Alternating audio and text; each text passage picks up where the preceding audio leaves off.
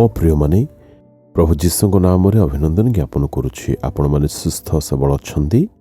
ନୂତନ ବର୍ଷରେ ପ୍ରବେଶ କରୁ କରୁ ଯେଉଁ ଉଦ୍ୟୋଗ ଆମମାନଙ୍କଠାରେ ଦେଖାଯାଏ ତାହା ସର୍ବଦା ଆମମାନଙ୍କ ଜୀବନରେ ରହିବା ଦରକାର। 2 ଦିନ ନିମନ୍ତେ କେବଳ ନ ରହୁ, ସର୍ବଦା ସେହି ଉଦ୍ୟୋଗରେ ଆମ୍ଭେମାନେ ଉତ୍ସର୍ଗୀ ହୋଇ ରହିବା, ତେବେ ଜୀବନରେ ଅନେକ ପ୍ରଗତି ଉନ୍ନତିକୁ ଆମ୍ଭେମାନେ ଦେଖିବାକୁ ପାଇବା। ମାଗନ୍ତୁ ପାଆନ୍ତୁ, ଖୋଜନ୍ତୁ ନିଶ୍ଚୟ ସନ୍ଧାନ ମିଳିବ, ଦ୍ୱାରରେ ଯଦି ଆଘାତ କରିବେ ଖୋଲି ଦିଆଯିବ। ପ୍ରଭୁଙ୍କ ଲୋକମାନେ ବିଶ୍ୱାସ ସହକାରେ ଆମେମାନେ ଈଶ୍ୱରଙ୍କ ନିକଟ ଯାଇ ମାଗିବା, ପୁଣି ଖୋଜିବା, ତେବେ ନିତାନ୍ତ ପାଇବା। ଆପଣଙ୍କ ଇଚ୍ଛାକୁ ପ୍ରଭୁ ପୂରା କରିବେ। ଆପଣ ଈଶ୍ୱରଙ୍କ ନିକଟରେ ଯଦି ସୁସ୍ଥିର ହୋଇ ପ୍ରତିନିତ୍ୟ ପ୍ରାର୍ଥନା କରିବେ, ଯାହା ମାଗିବେ ପ୍ରଭୁ ତା ପ୍ରଦାନ କରିବେ। ବର୍ତ୍ତମାନ ଏଠାରେ ବହୁତ ଥଣ୍ଡା ପାଣିପାଗ ପରିବେଶ ରହିଛି। ଏହା ଇସ୍ରାଏଲ ଦେଶର ଉତ୍ତର ପାର୍ଶ୍ୱରେ ନର୍ଥ ଏରିଆରେ ରହିଅଛି। ଏଠାରୁ ଆପଣ ଲିବାନନକୁ ଦେଖିପାରିବେ। ମୁଁ ମଧ୍ୟ ତାହା ଦେଖିଅଛି। ଏହି ସ୍ଥାନକୁ ବନ୍ୟାସ ବୋଲି ମଧ୍ୟ କୁହନ୍ତି।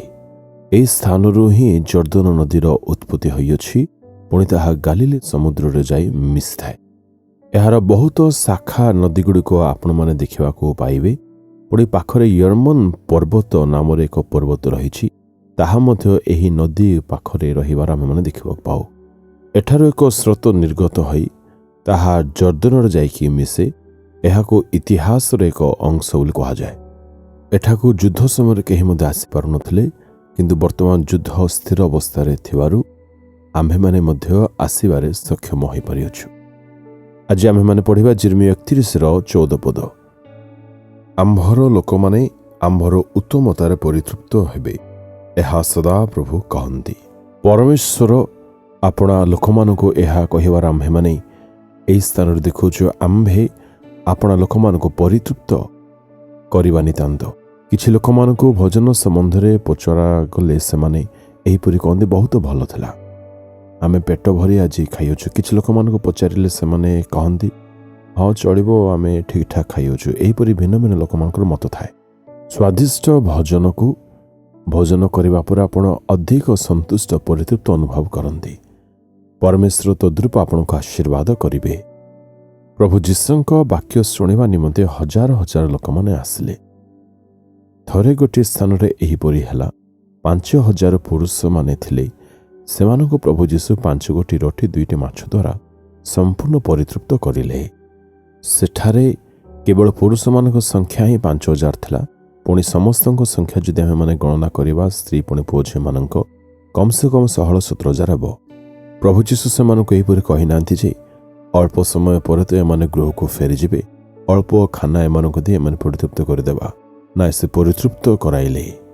ପରମେଶ୍ୱର କେବେ ମଧ୍ୟ ଅଳ୍ପ ପ୍ରଦାନ କରି ସନ୍ତୁଷ୍ଟି ହୋଇଗଲା ବୋଲି କେବେ ଚିନ୍ତା କରନ୍ତି ନାହିଁ। ସେ ଆମ୍ଭମାନଙ୍କୁ ପରିତୃପ୍ତ ହେବା ପର୍ଯ୍ୟନ୍ତ ଦାନ କରିଥାନ୍ତି। ପରମେଶ୍ୱର ଯେବେ ଆପଣା ଲୋକମାନଙ୍କୁ ଆଶୀର୍ବାଦ କରିଥାନ୍ତି, ସେତେବେଳେ ସେ ସେମାନଙ୍କୁ ପରିତୃପ୍ତ ହେବା ପର୍ଯ୍ୟନ୍ତ ଆଶୀର୍ବାଦ କରିଥାନ୍ତି।